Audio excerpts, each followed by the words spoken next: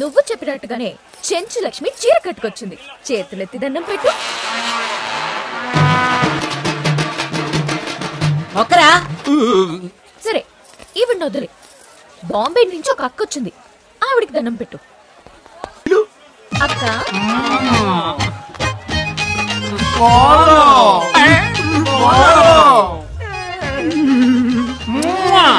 ఏంద్రా ఆలోచిస్తున్నావు?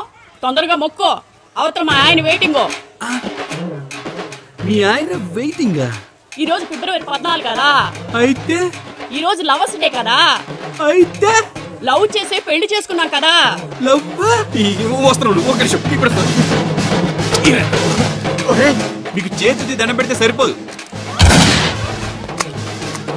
తుపాకీతో పెడతా.